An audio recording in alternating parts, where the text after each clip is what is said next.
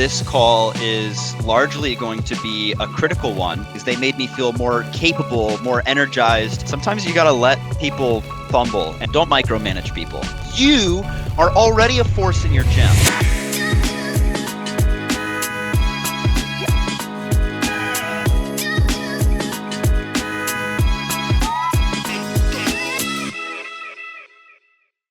All right.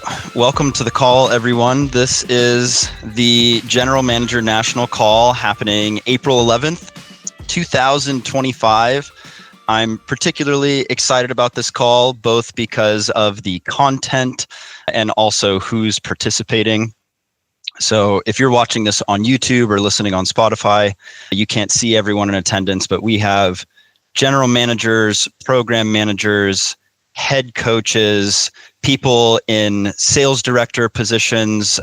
We have people in leadership accountabilities across the board from all over the industry here, which is really, really cool to see. So welcome to the call, everyone. And my promise to you is that today's call is going to be very valuable for you. If you're in any sort of position where you work with people, manage people, interact with people in any way, this call is largely going to be a critical one because we're going to get into really the culture that you need to have in your business to elevate everybody around you, and the type of person that you need to be, the type of practices and habits that you need to have in order to be the type of person that can lead effectively. And by lead effectively, I mean lead in a way that you don't really upset other people, leave people with resentment, leave people feeling like diminished, made wrong, made fun of, things like that. There are so many experiences that I've had as a consultant where I've gone into a business and I've gone in to address resentment that's there within a team. And I come across a leader who tried to lead something or make some change in their business. And the way that they did it just left the whole team feeling diminished, left people upset, left people resentful.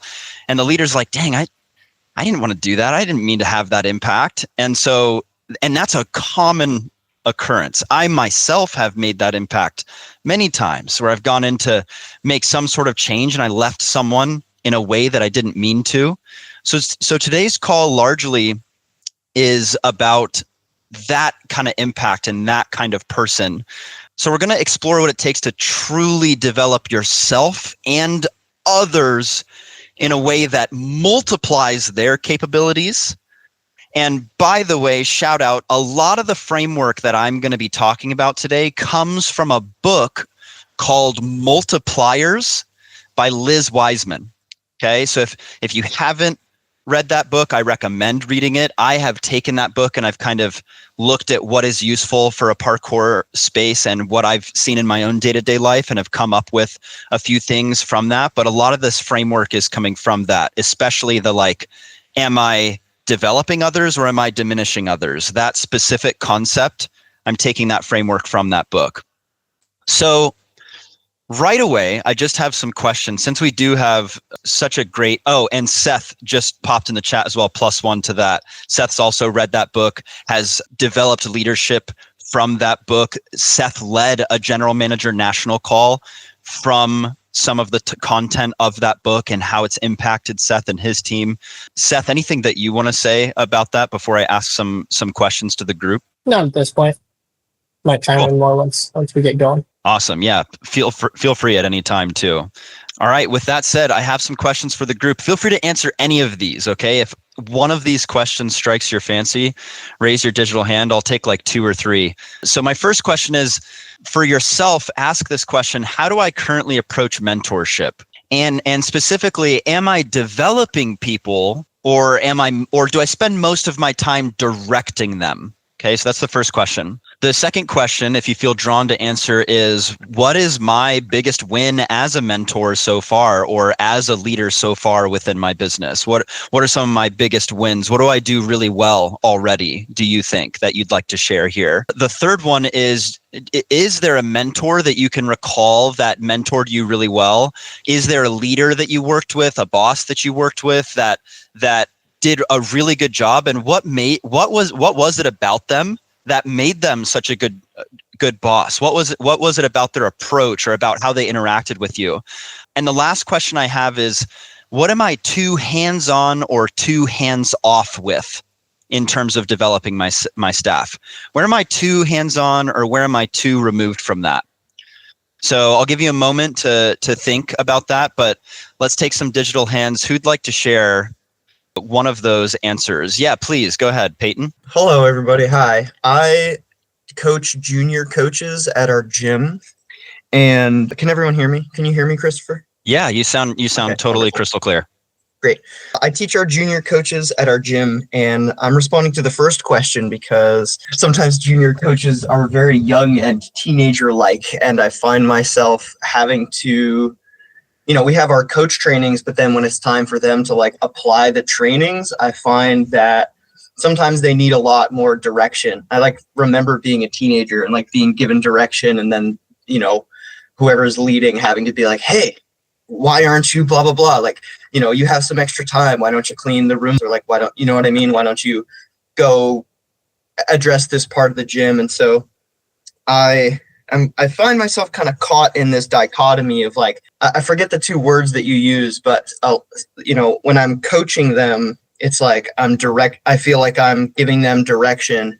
And then sometimes when it's time for them to do the stuff that I've given them direction on, I feel like I have to kind of micromanage that. And so it's kind of it's a balance between those two things. And I'm looking for more ways to lead so effectively so that when it's time for them to kind of be free and do their thing, I don't have to give them as much hands-on work. I don't know if that specifically answers your question. It does. It totally does. Dude, I love that. Thank you so much for sharing. That's the perfect place to be in for this conversation.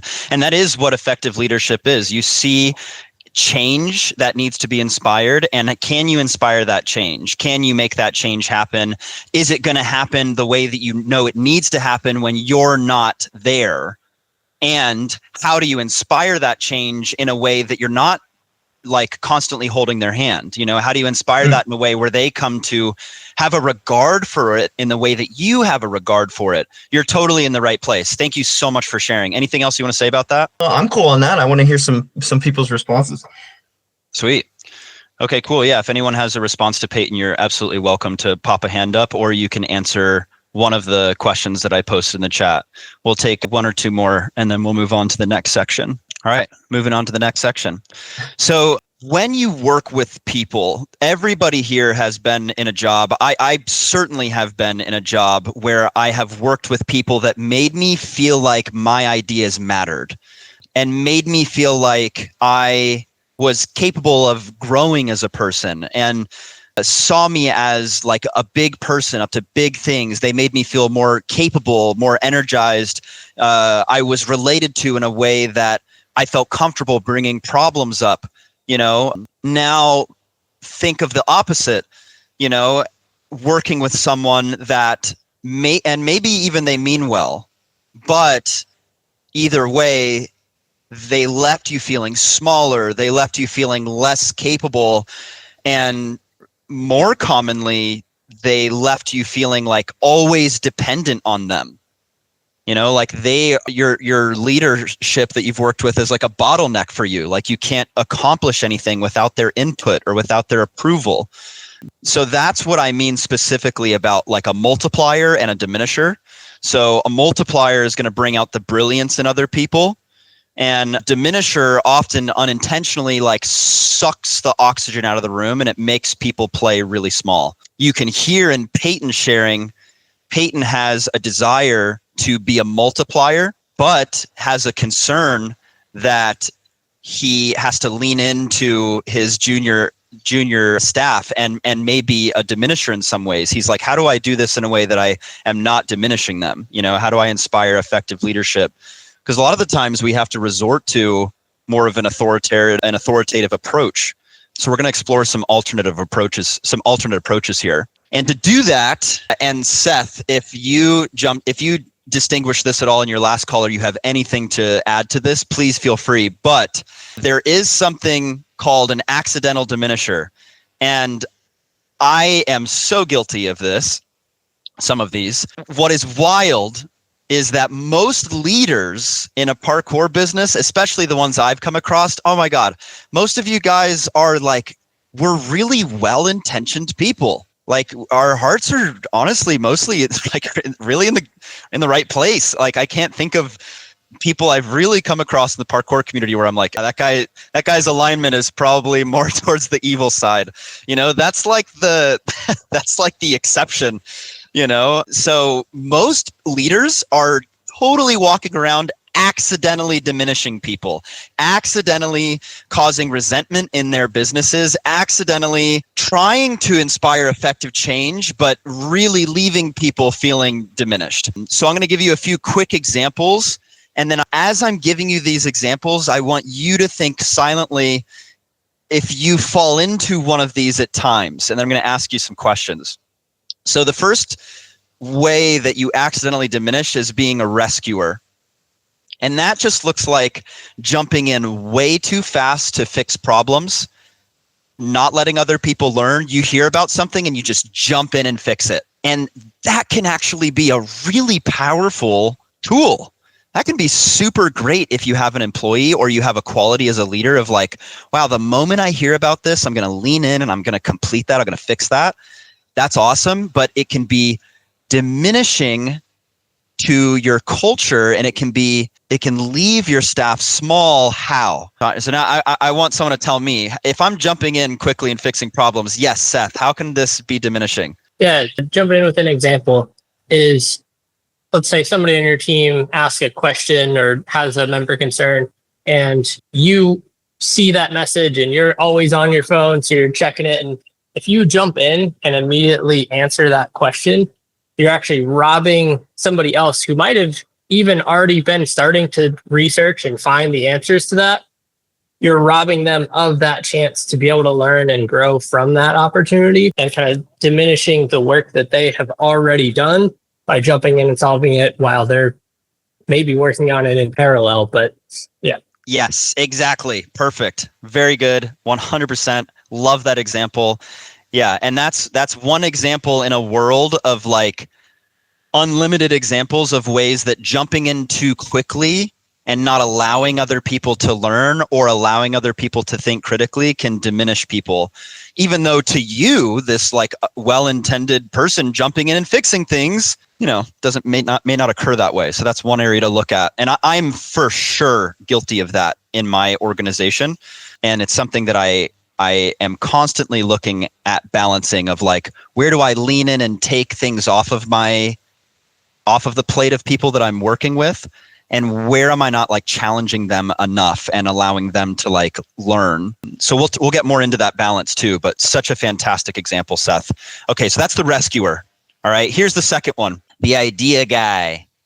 And that's and by the way, you need idea guys. You need a person that is going to throw out ideas and is going to have what I call a speculative approach to most things, where they're speculating, how could this work? How do we approach this? How do we get there? Who's doing what? And this is how we're going to do it. But how can an idea person, how can that way of being and going about throwing out ideas, how can that be an accidental diminisher? Who has an idea? Yeah, go ahead, Nick, please. I think about it all from perspective. So if you're only thinking about, say, mentoring somebody from your own perspective, then you're not weighing in how other people might feel in that instance. Whereas the way that I like to approach things is from the owner standpoint, the member standpoint, the staff standpoint, as well as my own standpoint. However, my own, I try to leave out of it as much as possible to ignore as much bias as possible. Dude, that is incredible. It's so funny because I was kind of looking for a specific answer. What you just gave was not what I was looking for. And arguably it is like so much more important, which is if you're in a position of power and a leader, if you throw out an idea, most of the time people are just gonna maybe probably go with your idea, either because you're the leader, maybe they don't want to upset you, maybe they want you to, like, there's a lot of factors for why that bias you probably want to remove that I wasn't even going to get into at all. Nick, such fantastic wisdom right there. Thank you so much. Please share more. Additionally, on the same topic, if you are giving an idea and then you kind of run with it on the first draft, a lot of the times, I mean, maybe it could be a good idea, but the first time it's not going to be a good idea. When I present an idea, I'm not looking for people to say, yeah, let's do it. I'm looking for people to poke holes in it so it can be an actual effective plan. Oh, that is beautiful. That is beautiful. Yeah, very, very good. And another pitfall of moving too quickly. So that's the second time we've now examined, wow, if we look, the source of this ineffective leadership is kind of just moving a little too quickly here. So that's really cool that you're pointing that out. Nice job, Nick. Awesome. So that's the second guy. So we have the rescuer, we have the idea person.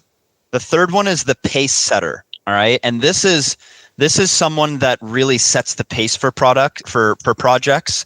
And they are setting like the deadlines. They're saying this is by when things happen. And typically, if you're in a leadership position, you are the one that is setting the pace for the team. How could that possibly be diminishing in a team sense? If you are the one that is setting the pace, what is the pitfall of that? Who has an idea here? Yeah, go ahead, Sebastian. It sounds like each of these questions is a different theme with more or less the same answer, where you're just doing everything for everybody, and you're not letting them develop that muscle. And so, like in the previous case, it was the idea guys. Well, coming up with ideas is a muscle. Setting a pace, like making sure that the energy is, if that's what you mean, if that is what you mean, maybe you mean something else, but that's a muscle in itself too. So it's like, being in a workplace and learning skills, like not being the master of your position, like everyone under you, they're at the gym, they're training their skill of coaching. And so it's kind of like if you just go to the gym with them and then you're like, here, let me lift that for you. Oh, here, let me bench that for you. Here, let me curl that for you. Here, let me lunge, pistol squat that for you. Am I on the right track, or is that not quite what you were? Dude, Sebastian. Okay, and Seth, I see you raise your hand. I'll totally give you a chance to respond to Sebastian right after this. But Sebastian, yes, 110%. You are absolutely like 10,000% in the game right now. You're right on the field with me in this conversation, which is these are all ways that you rob your team as a leader of autonomy and of just agency and of development and it's nasty because it disguises itself as helpful. And that's what's nasty about it, but it's not. And so you're totally right that every single one of these is just addressing one thing. Actually, we're poking 5 different holes into one thing here. Absolutely. Yeah, and I did want to raise my hand earlier for the directing versus mentoring part, and for me, it's like I don't know where to stop because, I got this new gym and this business is my baby, and all the parents are watching and my coach is there, and I do give him the reins a lot. I let him make a lot of mistakes. I let him, like my coach, I let him, whatever coach I'm working with at the time. But it's just so hard because that business is your baby, and so I'm just like kind of insecure where I'm like in this state of like, oh my gosh, is every single one of my members like just always on the cusp of canceling? And or I do tell them though that like, hey guys, just so you know, when there is a trial, it's not that you're doing a bad job, but sometimes I can't control myself and I'll step in a lot. more because I really want them to sign up. Oh, But- Sebastian, Yeah. there's not a single person that's on this call that doesn't have some skin in the game that isn't relating to you right now. Every single person gets that has some skin in the game, like they're an owner. They're on the hook for it. They've got something on the line that doesn't feel what you're feeling. And that is the tightrope we are talking about, because you have to be an effective leader that runs your business, that has badass coaches that have real regard for every single person that walks through your doors, and they're getting a full sense of what you have to offer. And you're inspiring that in a way that isn't leaving people feeling like unappreciated and unseen and unvalued and uncompensated and underdeveloped, So that is the tightrope that we are talking about. That is the purpose of these calls, and you are absolutely in the field, and everything you're experiencing is totally normal and valid, and everyone can relate to that. Cool. Yeah. Seth, go for it, please. Yeah, as far as the pace setter, I actually feel like it is a different problem. I don't think it's so much that it robs people. I think it's more about, if you are setting such a strong pace, it makes people afraid to participate, either setting such high standards or setting like things that they're just like, oh, there's no way I could ever keep up with that. You think about all the time you see people where you go to a jam and you've got sick athletes doing really cool things, and then people who are brand new, terrified to do the things that they know how to do because of the difference in pace and standards and expectations. And I think that pace setter is that problem. It's that they don't feel like they're even playing the same game.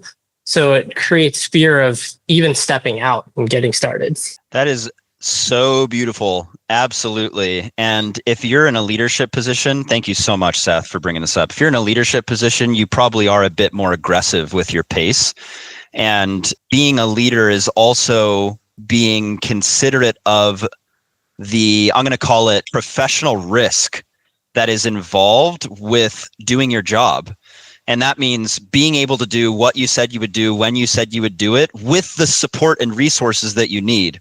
And if you're not creating a space where people feel comfortable and safe to do what they said they would do when they said they would do it, with the support and resources that they need to do what they said they would do when they said they would do it, then you're not doing your job as an effective pace setter.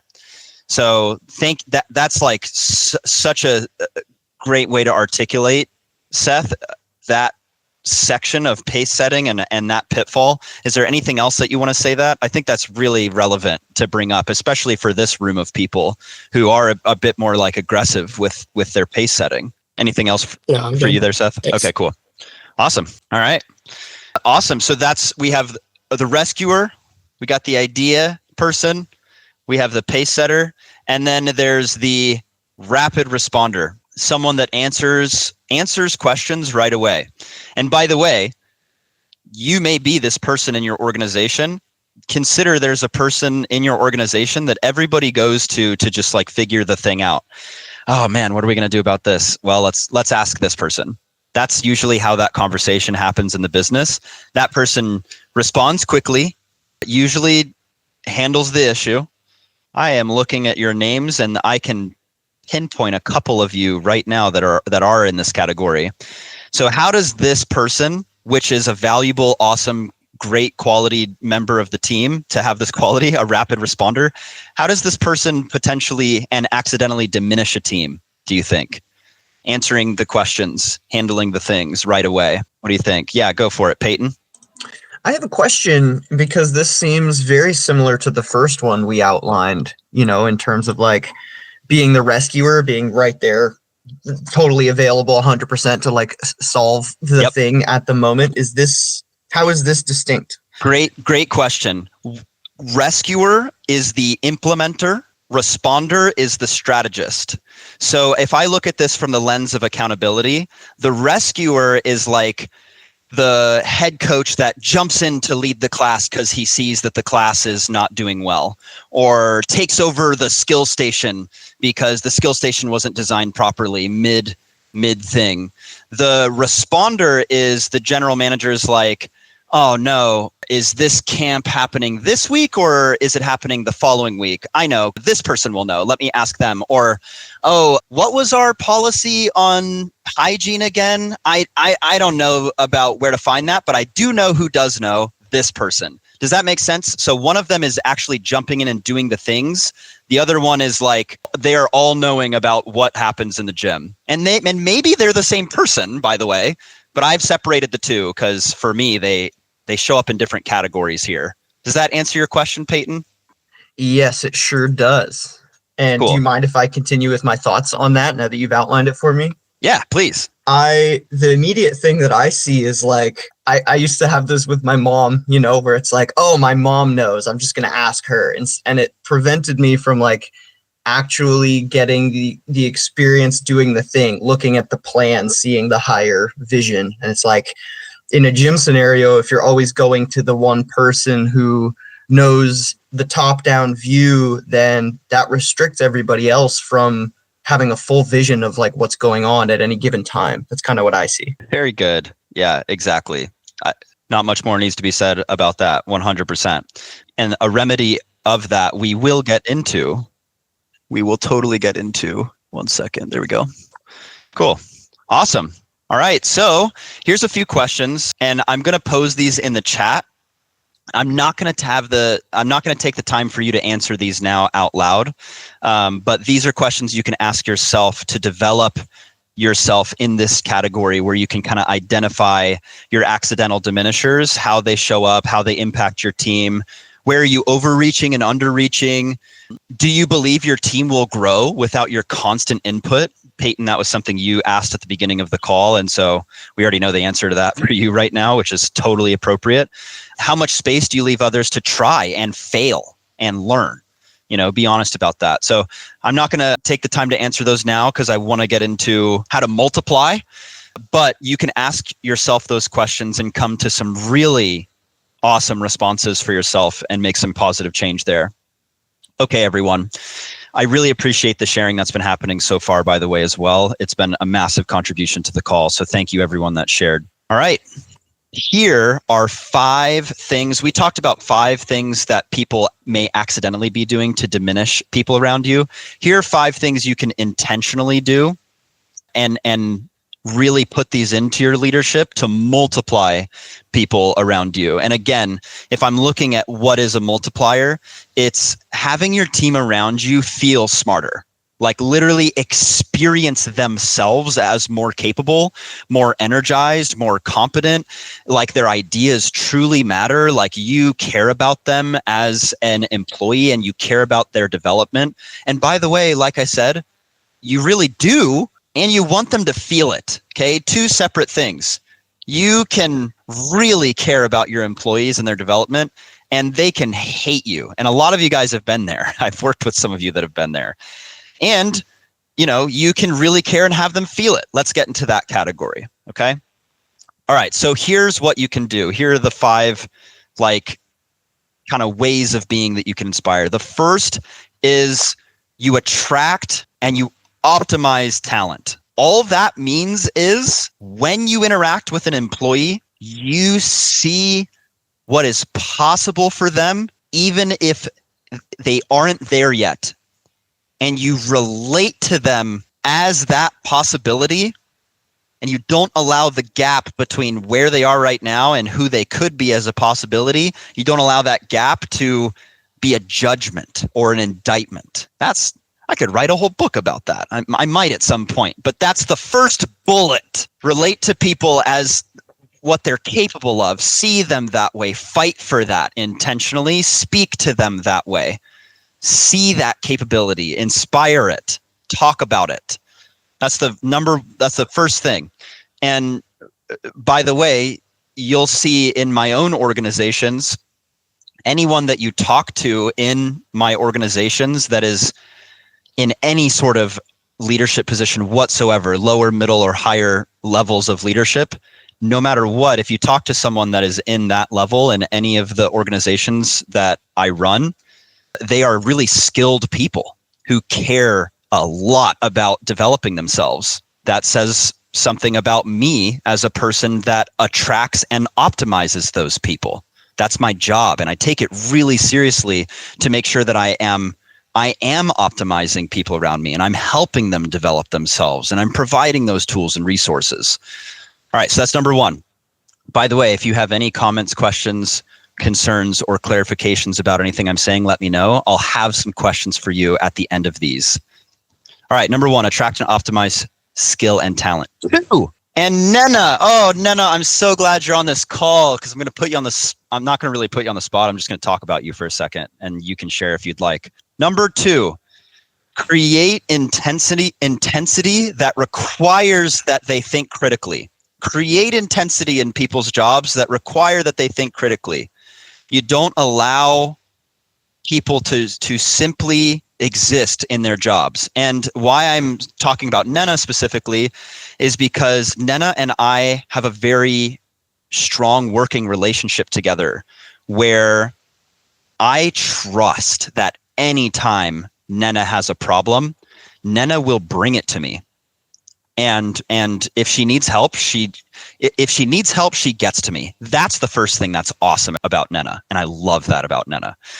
The second thing that really works about Nena and I working together, and why Nena over time has come to me less and less over the years that we've worked together, now years, yeah, like a year and a half, almost 2 years, and has become one of the most competent leaders within our company, is largely because when Nena approaches me with a problem, I do not solve the problem for Nena. Nena asks what I see there is to do about the problem or about the issue. And then after the speculation, she goes in and she takes the action and creates the result. And then we talk about the result and we go from there. So I empower her leadership, but I don't take it over and I don't step over it. And I also don't overreach. I trust that if she needs me, she gets to me. That's the really cool thing. It doesn't require that I manage the does Nena need help? Because that part is taken care of. And that happened because we created that structure together. Another example, that's one example. Nena, anything you want to say about how we work together or how that has developed you over time? Might be in a place where she can't unmute because she's managing a gym.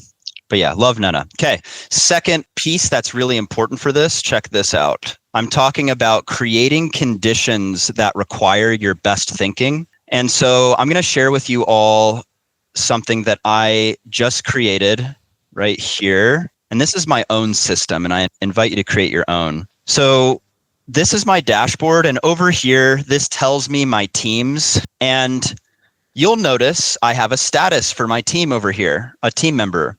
Free is yellow. Green has some bandwidth. They have some, they're on task. Red is they're overwhelmed. They cannot be given anything else to do. Yellow is free, and green has some bandwidth. Why is that? Someone tell me why I would color code it this way.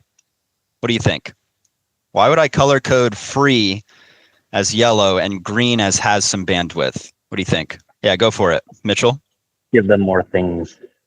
Very good. Yeah, I'm actively looking at creating a culture that requires that they are thinking, and it requires that they are actively learning and developing themselves. If this is yellow, that shows me personally that I don't know what they're being developed with currently. Okay. Now this is yellow for me here because this is for Jimmy. I'm currently free from Jimmy. Tee-hee-hee. But I'll get on task soon. So green means, hey, they are actively working on something. Yellow's to be addressed. Red, like Sam, who is on this call, red means there's something to do about this person. And Sam needs to be replaced as a head coach at one of our locations because it's not Sam's total job to do that. Sam goes wherever Sam is needed most. That's part of Sam's job. But this shows me, I need a head coach there. So I'm sharing this with you as a system that I've created for myself as a CO to create an environment that requires people are actively developing themselves. So that's the second aspect here. The third way, this one, Jaylene and Nena, who are on this call, will totally relate to this because they're in the process of me having thrown them one of these recently. And that is a challenge. I do this all the time with my staff. I call them games. But I throw people the ball and I expect them to play with the ball. You're either going to score a goal or you're going to fumble. And fumbling's okay in my companies. I want you to fumble. And I expect you to. You ever play a game when an athlete doesn't fumble sometimes? That'd be weird. But I pass everyone the ball. I'm like, here's your shot. Produce this result. Here's your shot. Produce this result. Oh, you failed? Cool. Let's talk about why you failed. Oh, you succeeded? That's freaking awesome. Let's talk about why you succeeded. But I give them a chance. I give them a real chance at failing.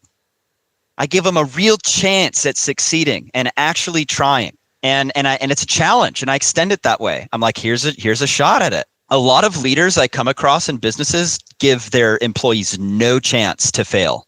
And if they fail, it's like they immediately jump in and rush in to fix something. You know, sometimes you got to let people fumble and fall flat on their face and eat some dirt, and then talk about why they just ate some dirt and how to not eat dirt in the future. So extend those challenges. Here's your chance. Here's your challenge. Here's your game. My general managers and my head coaches and I, we play games a lot.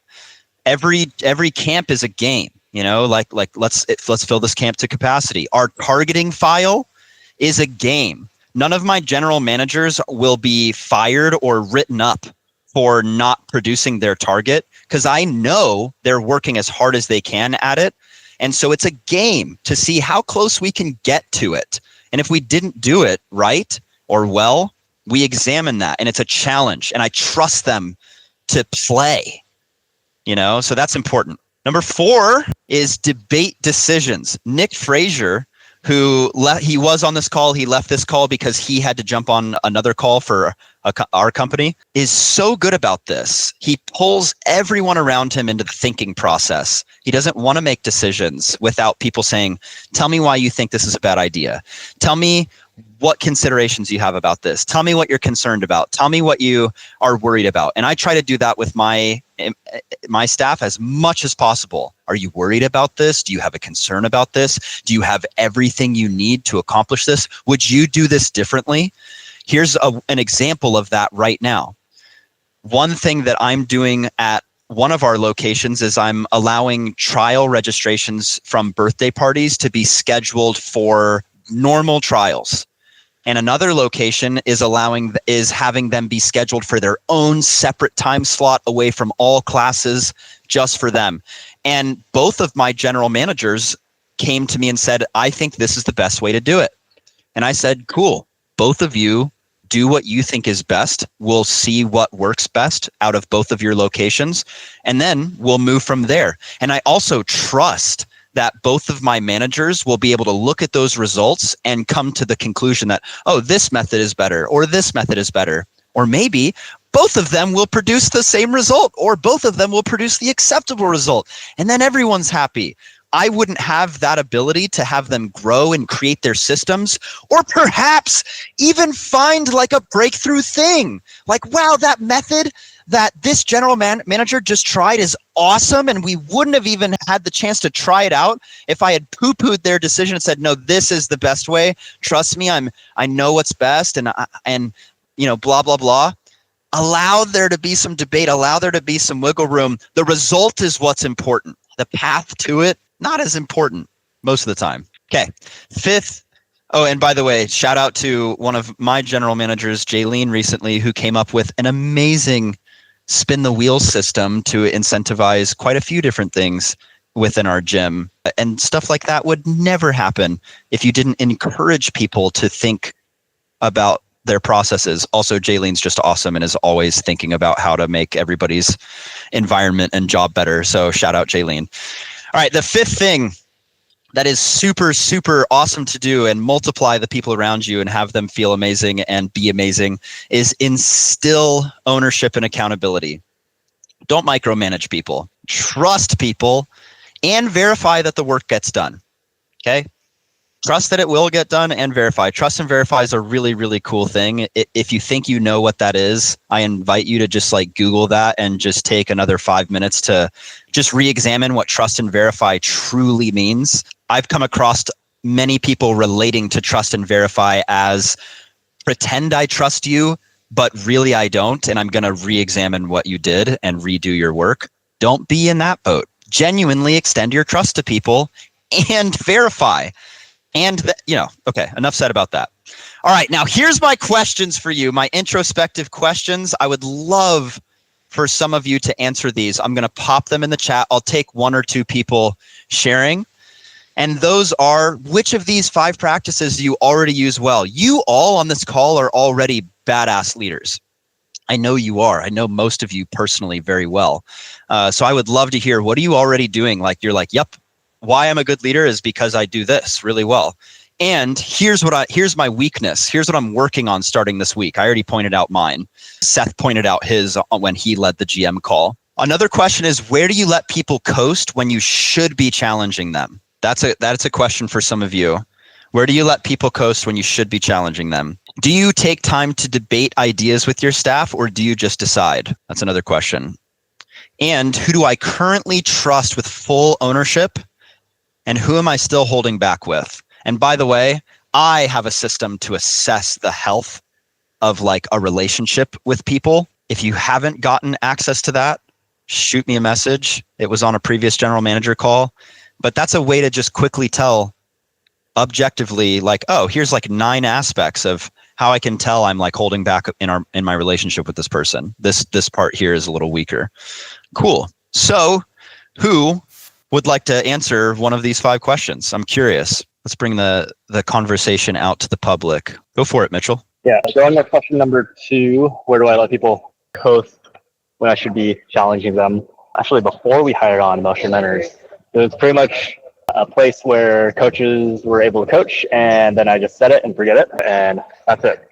So doing that is great if I don't want any like goals or employee goals or motivations or morale, but I give them a sense of purpose. And then after we've hired you guys on, it's really brought in like a sense of community, like a bigger picture and getting them involved, just like better processes. And just like having people from outside of our community really inspired them and gave them a bigger picture of how we were interacting with parkour community nationally against other gyms, with other gyms, and giving them a buy-in from a bigger picture, which was one just really awesome to see. And then in like the day-to-day, we have just like better culture. We've hired on 2 females who brought in a lot, like just great sense of community to the team, and just like their motivations are a lot more clear now. Wonderful. That is awesome. And that is a result of leaning into and managing where you were letting people coast, where you should be challenging them. That's fantastic sharing. Thank you so much. Like, yeah, and what a success story.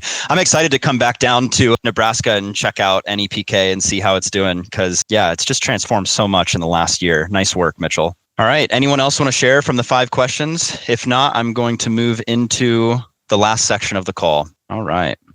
Okay. So this is the part that I think will be most useful for you. And you don't need to write this down because I'll post it in the chat right after this, okay? So yeah, the way I would listen to this next section is just think of which of these 5 things you are missing most as a leader in your current team structure, okay? Because this is the stuff that you can do right now. You can do this right now and start impacting your teams. And the first thing is define the role of mentor within your organization. If you look at my job descriptions in my organization, only a few job descriptions have something called mentorship in the job description. There is like a percentage of the job that I am saying I'm paying you for, where I'm asking you to mentor people. And that is like all my leadership positions, my general managers, my head coaches, my district head coaches, my sales director, my assistant sales director. Those people are responsible for mentoring. And that job specifically, being a mentor, means they're not solving something for someone.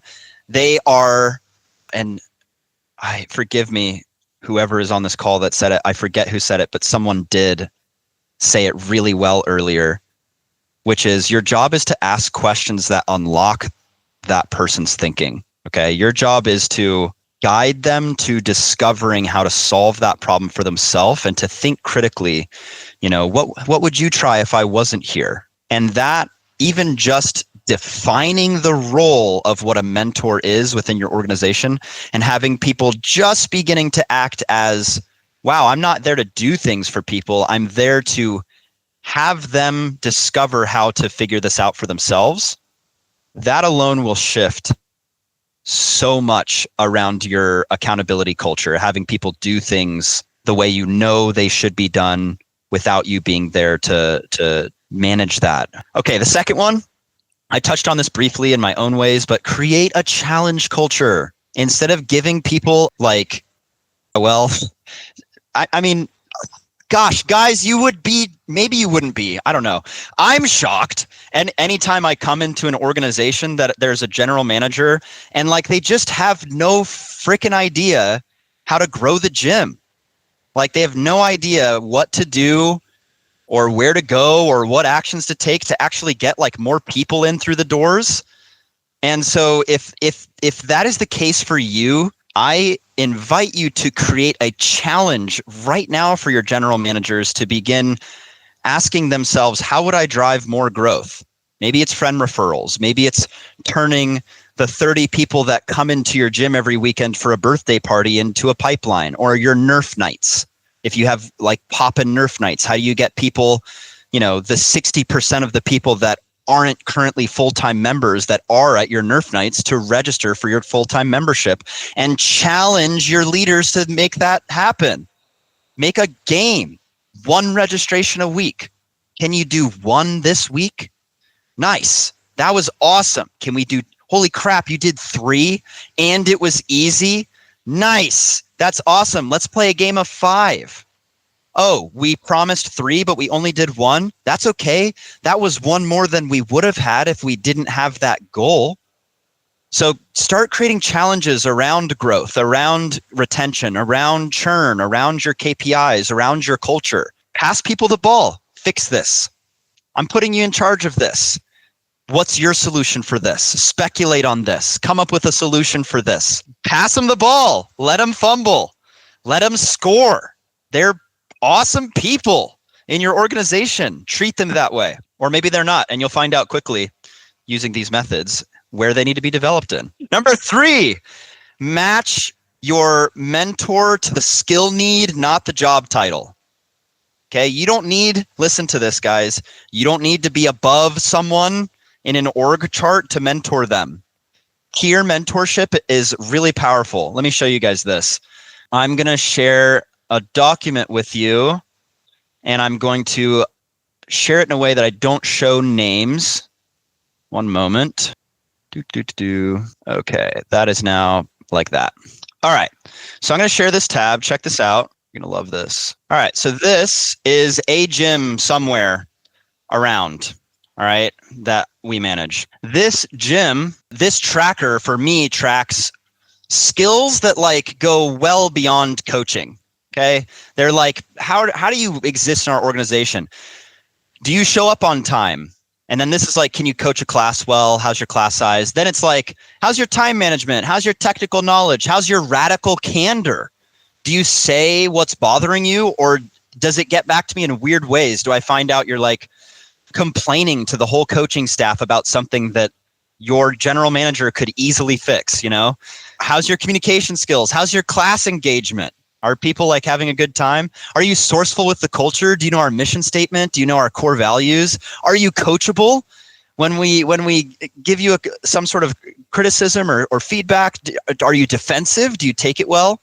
How are your announcements? What's your relationship like with the general manager? What's your relationship like with the head coach? And then if someone has really poor integrity showing up on time, I'll pair that person with someone that has really strong integrity, just in that aspect. And they can be completely different in the org charts, but that aspect, that skill, is strong and developed, and we share that with each other. Why is it that you show up on time? Oh, it's because you have such a strong regard for never letting anybody down. That's a child, and that's why you show up on time, because you had the experience of being let down as a child. Now you're sharing that experience with this coach that never had that experience. Now that coach has a regard. Cool. That wouldn't have happened if I was using like job titles to mentor. Okay. So that's my next kind of big cut at culture for you guys is look at who's doing what really well, and then mentor them accordingly to that skill practice. Okay. That's a pretty cool way to run an organization. Cool. Here's the next one. When you check in with people in a way that has them account for their job. And I know that sounds simple, but it isn't. You really want to ask the questions weekly or bi-weekly, however often you're meeting up with people. You want to ask the questions that inspire them to think about what was the result and why did it happen? Was it effective or ineffective? And what was the source of it being effective and ineffective? So I'm going to give you an example of what not to do, an example of what to do. So here's an example of what not to do. I'm just going to use some random person's name. Hey, Jeremy, my general manager, how many registrations were caused out of the 15 trials that we had registered last week? 12? Awesome, dude. Nice job. How many trials do we have registered for this week? 6? Cool. Okay, dude, fantastic job on those 12. That was great. Okay. Same example in the bad category. All right, but worse results. This is also a bad example. Hey, Jeremy, my head coach or my general manager, how many of the 15 trials that we had last week registered? 3? Dude, not acceptable. We have to do better next week. Okay. I am really disappointed in your performance. Not okay. And I'm honestly this is the third time you haven't produced these results, and I'm starting to question your competency here. All right, now what do we have for this week? All right, hopefully you're not having those types of conversations. Oh my God. But that was bad for one reason, and that is 2 sources. One was effective, one was ineffective, but either way, I never engaged with them about what went wrong, what they learned, what they would do differently. Oh, rewind. We're rewinding now. Oh, you caused 12 registrations? Dude, that's awesome. Who coached those classes? Or what do you think? What did you do that had 12 people register? That's so cool. Oh, you said this thing, you played this game, you ran it this long. Let's do that moving forwards. Or, wow, 2 people out of the 15 registered. What happened? Who coached that? What do you think was the source of the ineffectiveness? Oh, the coach that normally coaches those trials that's trained had food poisoning. Wow, and your lesser trained coach just jumped in and tried their very best to handle it. I now was going to write up a general manager for someone that was trying their best when I could have found out that a new coach was jumping in, caused 2 registrations for the first time ever, which is something to celebrate. So context is way expanded from just checking that out and not just doing SparkNote thinking, just debriefing results. You know what I mean? So that's really, really important. And it also has them critically think about what happened, what went wrong, what went right, what would I do differently, what am I going to do the same? Okay. Very, very, very, very, very, very important. And the last one, gosh, this is important. Nena knows I do this. Jaylene knows I do this. Track growth in autonomy. Are they making decisions on their own? Are they handling problems without you holding their hand? Are they thinking about things and creating their own systems? Last quarter, I just had, I'm going to share this with you guys so I can put my money where my mouth is here. Last quarter, if I bring up my OKRs, which if you're in our Business Accelerate program, we make these with you, your objectives and key results. But if I bring those up, one of my jobs, I'm going to share this with you right now. One of my jobs was to manage the ongoing growth and development of my general managers over time. And how I did that, I'm going to scroll down here. How I did that was, here's this tracker. Now, these red categories were when I did not have a general manager in that location. This is the week that I hired Jaylene. And then you'll notice Jaylene was green from that point forward because Jaylene is a rock star. And Quinn and Nenna, this is why I don't feel bad about sharing this at all, that I was tracking these with these guys. But my objective was to strengthen them. And my goal was that they were looking at their budget, looking at member acquisition, looking at class cancellation rates, looking at their event fill rates, looking at their weekly targeting file without me checking in. And if they did, I highlighted that week green. And if they didn't, I highlighted it yellow or red. Now, like I said, Jaylene, when I hired her, she immediately jumped in. Same with these. This is when I started rolling out these aspects for her.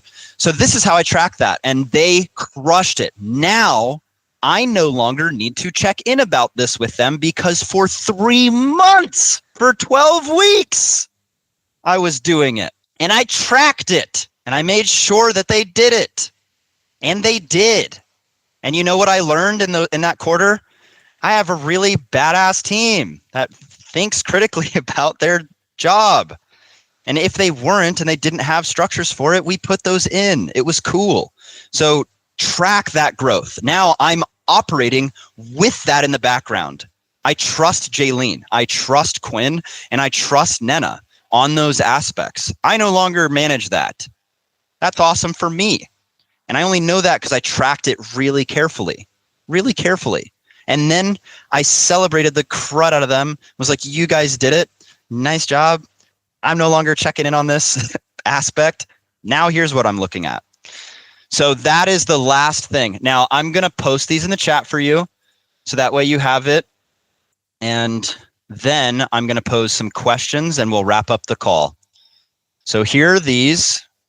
So that way you can just have them. You can copy them straight from the chat. And now here are the questions that I am going to ask you and that are immediately going to help your business. Who on my team could benefit from the 5 things that I just mentioned right now? And where do I need to let go more? A lot of you guys are holding on way too tight. Some of you are holding on too loose, but that's a smaller percentage of you. And I am talking to you individually. So don't you worry. But for the rest of you, you need to delegate and trust, okay? Second question, how often do I ask powerful questions instead of just giving quick advice or quick solutions? Okay, that's an easy one to answer for yourself real quick. And by the way, that's a skill. I really had to work on that before I had any competency in asking powerful questions. Now, I see people's blind spots so clearly in leadership just from having worked with people for over the last decade, specifically in relationships and communication and finances. I can see people's blind spots like a freaking red target on their face, but it having them confront it and work through it and actually address it in a meaningful way requires a lot of tact on your part. Okay. And that tact largely lies in the way that you ask questions, because questions have people answer. And when they answer, they come to the conclusion themselves, which is a much easier way of having people explore, discover, confront all the ways that they are limited, all the ways that their thinking is limited, anywhere that they're disempowered, anywhere they're a victim in their accountability, anywhere they're at the effect of something or circumstances are beyond them and they can't handle it and they're overwhelmed. You may see a path forward and a solution, but going up and just saying, hey, here's your solution. You need to budget, baby. You need a Google Calendar. You need to stop being so taking everything personally, bud. Hey, did you notice that you take everything personally and I can't offer any criticism on your coaching whatsoever? Yeah. Good luck having those conversations. Those conversations require that you actually are excellent at posing powerful questions. So I would get really good at that, because you want people to develop and you want people to be interested in developing. And a lot of the times it doesn't work to just go to someone and be like, you suck, and here's why you suck. I like saying that, and I like having a culture where I can say that, where people don't take it personally, but getting there is a lot of freaking work. And if you want to get there, you should hire me. But if you're not there yet, get really good at asking powerful questions. Okay, third one. Where is there untapped peer mentorship potential in my team? Oh, your guys' teams are so cool and so awesome. And I love working with them, and you underutilize the shit out of your teams. Just enough said there. What challenge could I give someone this month that would grow them? Easy one. What's a challenge I could give someone this month that would grow them? Okay. So out of this call, I would love to just hear any sharing for answering those questions or what you're taking away that you're going to implement. Yeah, I'll be quiet for like a few seconds and let a digital hand or two come up there. Peyton. I'm going to make my junior coaches coach the level ones. Say more about that. Say more about that. What's your thinking behind this? I love that. I see the world behind that, but share. Yeah. Okay, so our level ones are our 7 to 9 year old students, and our junior coaches are kind of just getting comfortable with the level twos. Well, this particular junior coach I'm thinking of is like getting comfortable with them 9 and 10 year olds.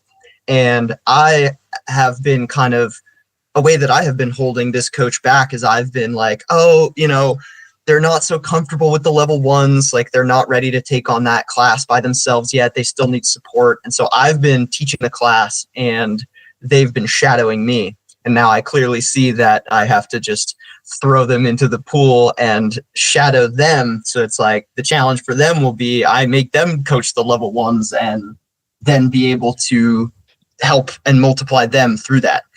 Yes. Throw them the ball. I love that. And they may eat some dirt, baby, but that's, you're there to take the dirt out the mouth. You're like, it's caked up a little bit. Let's wet down this. We're going to get the dirt out. We're going to make it sure you don't eat at least that patch of dirt again. There's more. There's more. That's awesome, dude. Nice job. That's great. I love that. Yeah. Challenge. And let me know how that goes, please. Oh, for sure. Yeah, that's fantastic. Cool. Thank you. Yeah, thank you. All right. Anyone else? What you're taking away and answering for these questions? I'm committed these are super useful for you as well. So I'm going to give you what I think is a really good challenge for you. I'm just going to pop it in the chat here. And I want you to pick one person on your team to mentor differently. Okay, this is what I'm leaving you with. Maybe it's stepping back more with that person, like Peyton just said. Like, hey, you know what? I'm stepping back. This person was shadowing me. I'm going to have them lead. Maybe it's offering them a bigger challenge. Like, wow, I really lean in and hold this person's hand. I'm not going to do that anymore. I'm going to challenge them.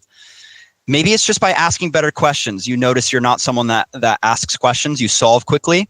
You, everyone here on this call and listening to this call, take the case. You are already a force in your gym. But if you become a multiplier, you become the kind of leader who leaves a legacy, not just by your own light, your own leadership, your own brilliance, but by lighting it in others, inspiring it others, having them be the source of it. So with that, thank you everyone so much for being here. Special shout out to everyone that shared. Your contributions make a big difference. I love seeing those gears turn. And if you had a question or you had a comment, most likely there were many other people that could relate to or take away something from what you shared. So thank you for being here. Thank you for everything that you do to lead your teams and to grow this community. And with that, we are bringing this call to an end. Appreciate it, everybody.